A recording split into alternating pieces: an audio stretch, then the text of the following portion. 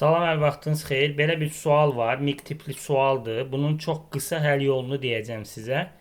Bu videoya baxmamışdan əvvəl kanala abunə olmağı unutmayın. Başqa yolunuz varsa yenə rəylərdə yaza bilərsiniz. Birinci qaz qarışığının orta molyar kütləsi 22 verib bizə və cəmi də bizdə x litr, x moldur.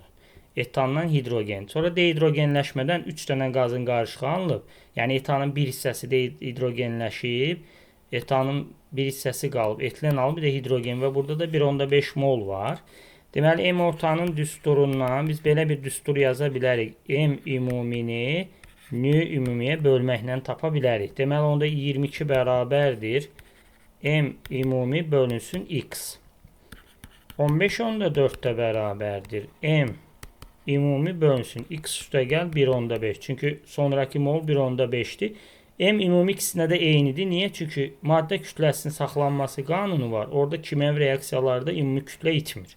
Yəni əvvəlki qaz qarışığından sonraki qaz qarışığı ümumi kütləsi bir-birinə bərabər olacaq. Deməli, buradan M ümumini tapanda 22x bərabərdir. 15,4x üstəgəl 15,4 vurulsun 1,5. Bu tərəfə keçirəndə 6 tam onda 6x bərabərdir. 15,4 vurulsun 1,5.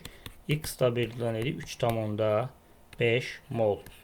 Daha qısa yol. Fərqli bir təklifiniz varsa rəylərdə yaza bilərsiniz. Sağ olun.